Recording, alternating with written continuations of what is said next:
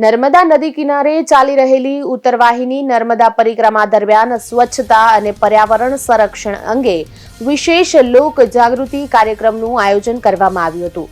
હજારો શ્રદ્ધાળુઓ આ પવિત્ર યાત્રામાં ભક્તિભાવ સાથે જોડાઈ રહ્યા છે, ત્યારે નદીની સ્વચ્છતા જાળવણી અત્યંત આવશ્યક બની છે.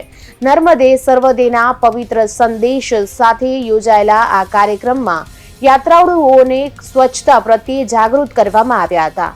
માં નર્મદા માત્ર નદી નહીં પરંતુ આસ્થા અને જીવનનો આધાર હોવાને કારણે તેને સ્વચ્છ અને પવિત્ર રાખવાની જવાબદારી દરેકની હોવાનું ભારપૂર્વક જણાવાયું હતું.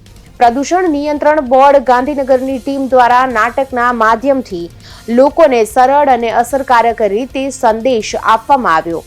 નાટકમાં બતાવવામાં આવ્યું કે ગમે ત્યાં કચરો ન ફેંકવો, સિંગલ યુઝ પ્લાસ્ટિકનો ઉપયોગ ટાળવો અને નિર્ધારિત ડસ્ટબિનમાં જ કચરો નાખવો જેવી નાની બાબતો દ્વારા મોટું પરિવર્તન લાવી શકાય છે. આ કાર્યક્રમમાં નર્મદા પરિક્રમા સેવા સંઘના સ્થળે યોજાયો હતો, જેમાં મોટી સંખ્યામાં શ્રદ્ધાળુઓ ઉપસ્થિત રહ્યા હતા. કાર્યક્રમ દરમિયાન સ્વચ્છતા અંગે પ્રતિજ્ઞા લેવડાવવામાં આવી હતી, જેમાં લોકોએ નર્મદા પરિક્રમા તેમજ પોતાના દૈનિક જીવનમાં પણ સ્વચ્છતા જાળવવાનો સંકલ્પ કર્યો. કાર્યક્રમમાં જણાવાયું કે સ્વચ્છતા માત્ર વ્યક્તિગત જવાબદારી નહીં પરંતુ સામૂહિક ફરજ છે. દરેક વ્યક્તિ પોતાનો નાનો ફાળો આપે તો સમગ્ર પરિક્રમા માર્ગ સ્વચ્છ અને સુંદર બની શકે છે. આવા લોક જાગૃતિ કાર્યક્રમો દ્વારા સમાજમાં સકારાત્મક પરિવર્તન લાવવા માટે સતત પ્રયત્નો કરવામાં આવી રહ્યા છે.